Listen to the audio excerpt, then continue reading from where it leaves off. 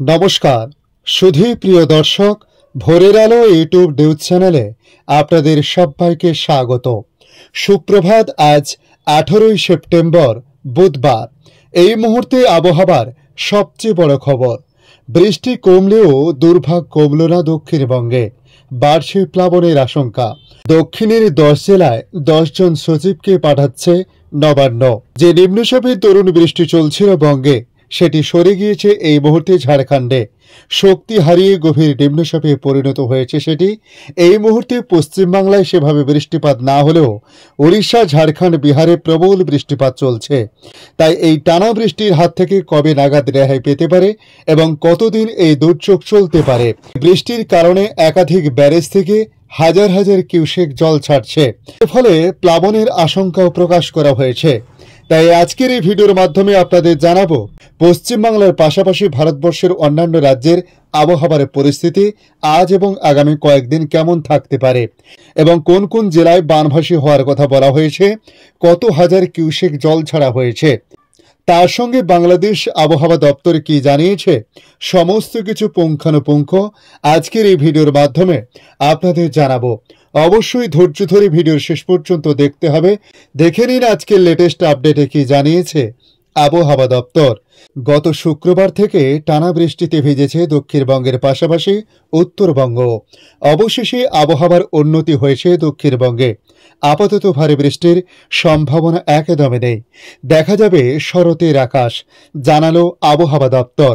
বিক্ষিপ্তভাবে দু এক জায়গায় হালকা বৃষ্টির খুব সামান্য সম্ভাবনা রয়েছে, তবে শনিবার পর্যন্ত বৃষ্টির সম্ভাবনা অনেকটাই কম।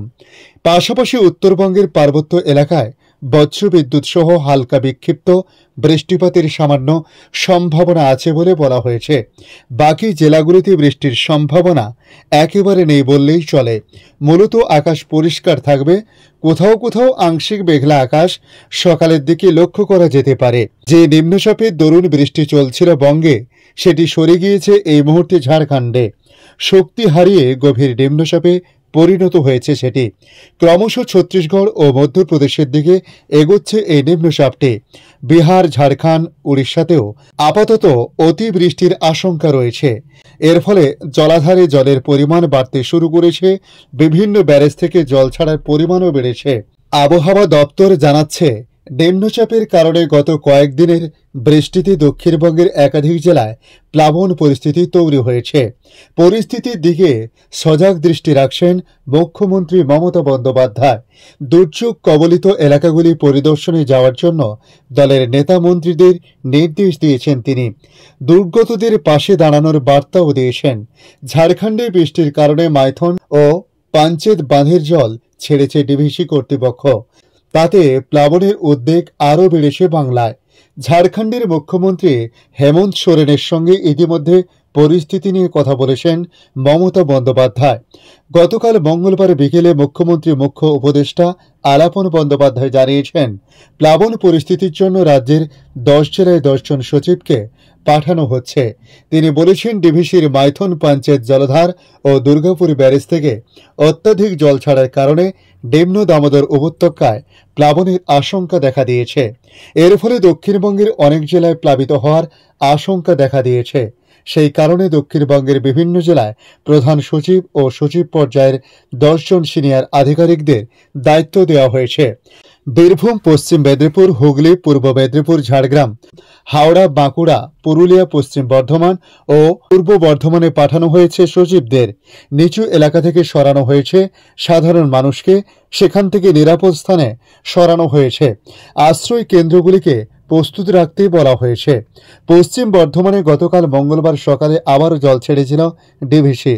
মাইথন ও পাঞ্চেত জলাধার মিলিয়ে 1,49,000 কিউসেক জল ছাড়া শুরু হয় মঙ্গলবার সকালে, যার জেরে দক্ষিণবঙ্গের প্লাবনের পরিস্থিতি অবনতি হতে থাকে।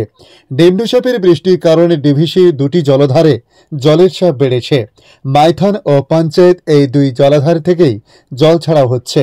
গত সোমবার সন্ধ্যে থেকে মাইথন জলাধার থেকে জল ছাড়া শুরু হয়েছিল। মঙ্গলবার সকালে জল ছাড়ার পরিমাণ আরও বৃদ্ধি পায়। এর মধ্যে মাইথন থেকে প্রায় 1 লক্ষ কিউসেক এবং পাঞ্চেত থেকে প্রায় 49 লাখ কিউসেক জল ছাড়ার সিদ্ধান্ত নেওয়া হয়। এই দুই জলাধার থেকে জল ছাড়া হলে তা দামোদর নদ হয়ে পৌঁছায় পশ্চিম বর্ধমানের দামোদর ব্যারেজে। জলের চাপ বাড়তে থাকলে সেখান থেকেও জল ছাড়ার পরিমাণ আরও বৃদ্ধি পায়। বাঁকুড়ায় সেখানে দুর্গাপুর ব্যারেজ থেকে ছাড়া জলের পরিমাণ ধীরে ধীরে বৃদ্ধি করা হচ্ছে। মঙ্গলবার অর্থাৎ গতকাল সন্ধ্যের মধ্যে তা 2.5 লক্ষ কিউসেকের সীমা স্পর্শ করে যায়।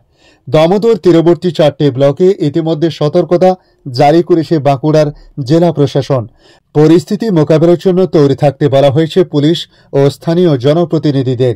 গতকাল মঙ্গলবার সকালে দুর্গাপুর ব্যারেজ থেকে জল ছাড়ার পরিমাণ ছিল প্রায় 1.5 লক্ষ কিউসেক। বাঁকুড়ার জেলা প্রশাসনের সূত্রের খবর, মাইথন ও পাঞ্চেত থেকে এদিন সন্ধ্যের মধ্যে এসে পৌঁছয় দুর্গাপুর ব্যারেজে। পরিস্থিতির কথা মাথায় রেখে গতকাল মঙ্গলবার সকাল থেকে নিচু এলাকাগুলিতে মাইকে প্রচার শুরু করা হয়েছিল। প্রস্তুত রাখা হয়েছিল একাধিক স্কুল ও কমিউনিটি হল। প্রয়োজন অনুযায়ী সেগুলিকে ত্রাণ শিবির হিসেবে ব্যবহার করা হবে। বাঁকুড়ার জেলা প্রশাসক সৈয়দ এন জানিয়েছেন, গতকাল মঙ্গলবার সন্ধ্যে 6টা থেকে 8টার মধ্যে সেই জল দুর্গাপুর ব্যারেজে এসে পৌঁছয়। স্বাভাবিকভাবে ওই পরিমাণ জল দুর্গাপুর ব্যারেজ থেকে ছাড়া হতে পারে এমনই সতর্কবার্তা পাওয়া গিয়েছিল। সেক্ষেত্রে বড়জোর সোনামুখী, পাত্রসায়ার ও ইন্দ্রাসে প্রভাব পড়তে পারে বলে বলা হয়েছে। বীরভূমের ক্ষেত্রে মঙ্গলবার থেকে আবহাওয়ায় কিছুটা উন্নতি হয়। জল ধীরে ধীরে নামতে শুরু করেছিল বীরভূমের বিভিন্ন প্রান্তে। কঙ্কালীতলা মন্দিরে সোমবার কোমর সমান জল উঠে গিয়েছিল। সেই পরিস্থিতি থেকে কিছুটা উন্নতি হয়েছে মন্দির চত্বরের পরিস্থিতি।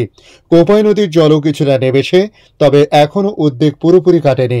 বীরভূমের ইলামবাজারের শাল নদীর উপর সেতু এখনও জলের তলায়। পশ্চিম মেদিনীপুরে গত সোমবার থেকে পরিস্থিতি সামান্য উন্নতি হলেও পশ্চিম মেদিনীপুরে ঘাটাল, চন্দ্রকোনা, দাসপুরের বিভিন্ন এলাকায় এখনও জলমগ্ন। প্লাবন পরিস্থিতির মধ্যে নেমেছে নৌকা। ডিঙিতে চেপেই যাতায়াত করছেন এলাকাবাসী। সোমবারই ঘাটালে প্লাবনের পরিস্থিতি খতিয়ে দেখেন সাংসদ দেব। দুর্গতদের পাশে দাঁড়ানোর বার্তা দিয়েছেন তিনি। প্লাবন পরিস্থিতির মাঝে জেলায় ইতিমধ্যে খোলা হয়েছে কন্ট্রোল রুম। এদিকে হুগলিতে গতকাল মঙ্গলবার থেকে আকাশ কিছুটা পরিষ্কার হয়েছে, তবে দুর্ভোগ এখনও কমেনি পুরোপুরি। দ্বারকেশ্বরের জল প্রবেশ করেছে আরামবাগ শহরে। পুরসভার বেশ কয়েকটি ওয়ার্ড এখনও জলমগ্ন। বিশেষ করে 2, 15 এবং 18 নম্বর ওয়ার্ডের পরিস্থিতি সবচেয়ে খারাপ। নদিয়াতে বৃষ্টি কিছুটা কমলেও নদিয়া ভাগীরথী নদীর তীরবর্তী কিছু অঞ্চলে উদ্বেগ এখনও রয়েছে। ভাগীরথীর জলস্তর বৃদ্ধি পাওয়ায় শান্তিপুরে বেশ কিছু জায়গায় নতুন করে ভাঙন দেখা গিয়েছে। নবদ্বীপের স্বরূপগঞ্জের বেশ কিছু এলাকায় জলমগ্ন হয়ে রয়েছে। দুর্গতদের জন্য স্থানীয়ভাবে আশ্রয় কেন্দ্র চালু করা হয়েছে। মুর্শিদাবাদের সোমবারের তুলনায় মঙ্গলবার কিছুটা উন্নতি হয়েছে পরিস্থিতি, তবে ফারাক্কা, লোহাপুর ও শামশেরগঞ্জ, প্রতাপপুর সহ আশেপাশের এলাকাগুলিতে ভাগীরথীর ভাঙন নিয়ে উদ্বেগ তৈরি হয়েছে। মঙ্গলবারে নতুন করে নদীবাঁধ ভাঙতে দেখা গিয়েছে এই এলাকাগুলিতে। মুর্শিদাবাদ জেলায় বিভিন্ন আশ্রয় কেন্দ্রগুলিতে প্রায় 300 জন মানুষ আশ্রয় নিয়েছে। উত্তর 24 পরগনার বসিরহাট মহকুমার ইচ্ছামতি নদীর তীরবর্তী এলাকাগুলিতে গত কয়েকদিন ধরে দুশ্চিন্তায় দিন কাটছিল এলাকাবাসীদের। নদীবাঁধের পরিস্থিতি নিয়ে চিন্তা বাড়ছিল প্রশাসনেরও। তবে গতকাল মঙ্গলবার সকাল থেকে পরিস্থিতির কিছুটা উন্নতি হয়। যদিও বসিরহাটের স্বরূপনগরে, গোবিন্দপুর, তরুণীপুর এলাকায় এখনও জল জমে রয়েছে। ইচ্ছামতির জল কানায় কানায় পূর্ণ, ফলে গ্রামের জমা জল নামতে সমস্যা হচ্ছে।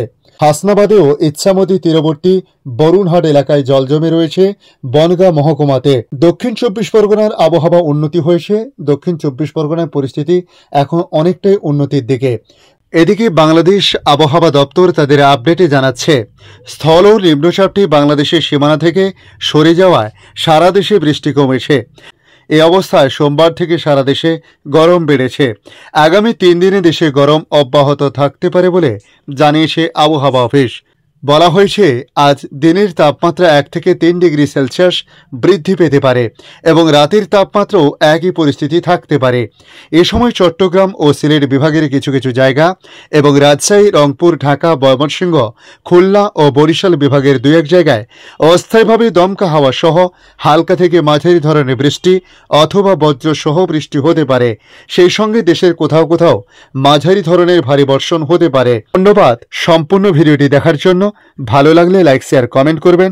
কমেন্টে অবশ্যই জানাবেন আপনার এলাকার নাম। বর্তমান সেখানকার আবহাওয়ার পরিস্থিতি কি রয়েছে তা জানাতে ভুলবেন না। ভালো থাকুন, সুস্থ থাকুন। ধন্যবাদ।